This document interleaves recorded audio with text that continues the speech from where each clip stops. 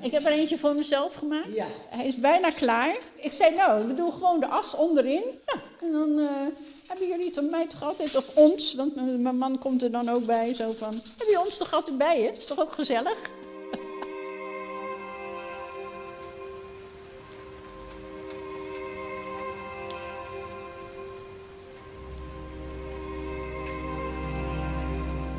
Graftrommels die staan op een graf en daar zit een boeket in van metaal met porseleinen bloemen.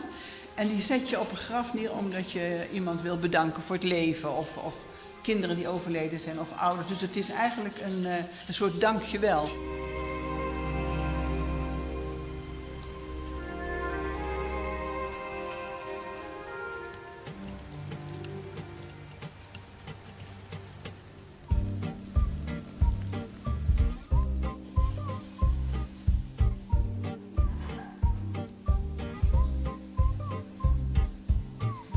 Het is niet meer van tegenwoordig. Het is eigenlijk in zwang gekomen rond 1900. En na de Tweede Wereldoorlog is het gestopt. Want het is namelijk wel een heel bijzonder fenomeen. De kransen werden geïmporteerd uit Frankrijk en die werden geïmporteerd uit Duitsland. En die kwamen Nederland binnen, dus helemaal kant en klaar. En daar werden ze dus verkocht aan begrafenisondernemers. En die werden ook verkocht in winkeltjes van met huishoudelijke artikelen. Dus op 2 plekken in heel Nederland kon je dus een krans kopen. Maar ja, dan had je een krans. Je had natuurlijk nog geen trommel. Dus wat de mensen dan deden was met je krans naar een koperslager of een smid gaan. En dan zei je, ik heb een krans, maak voor mij een trommeltje.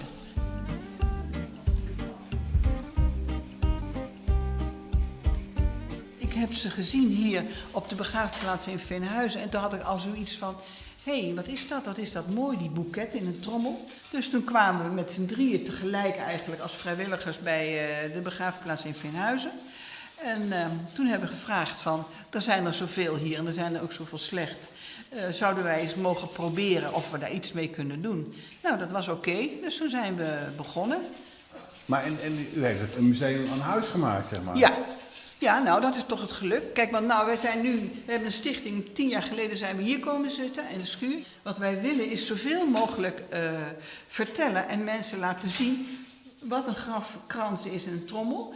Wat je ermee kan doen. En als je er eentje hebt, heel toevallig van vroeger, dat je dan weet als er wat mee gedaan moet worden, dat je dan altijd bij ons terecht kan.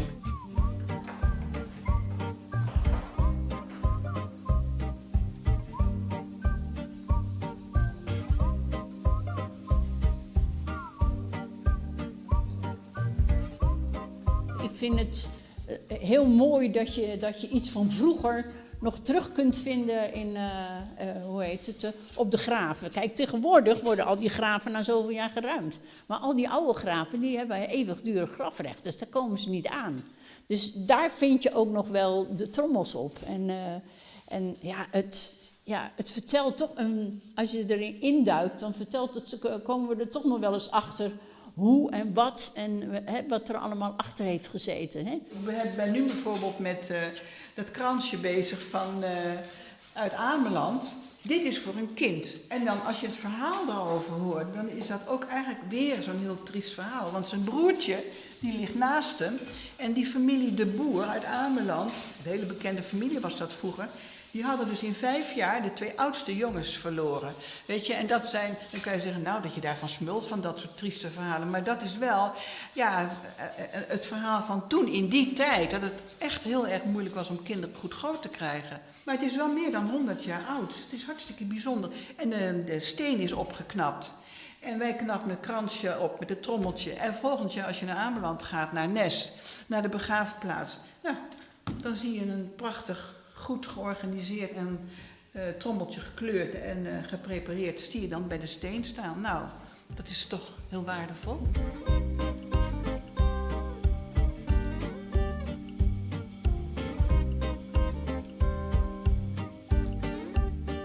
En hoeveel heeft u er ongeveer opgeknapt, zeg maar, door Nou, ik denk in de 185 of zo langzamerhand. Ja. Ik mag niet spreken van een hobby, hè? Nee. Het is een missie, hè?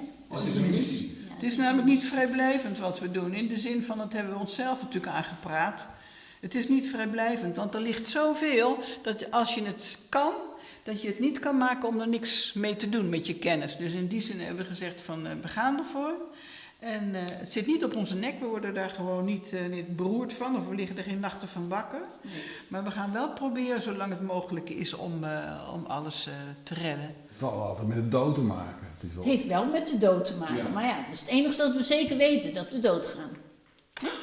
Ja. En we weten niet zeker of er een graftrommel op komt, maar dat kan Nee. niet meer. Ik heb er eentje voor mezelf gemaakt. Ja. Dus hij is bijna klaar. Ja. Maar de kinderen zijn er niet echt, die vinden het niet echt geloof ik een succes. Want die hebben zoiets. Want ik heb natuurlijk gezegd, ja, ik wil wel gecremeerd worden. Dus ze zeiden van, hoe gaan we dat zo doen? Ik zeg, nou, je zet hem gewoon bij je in de tuin.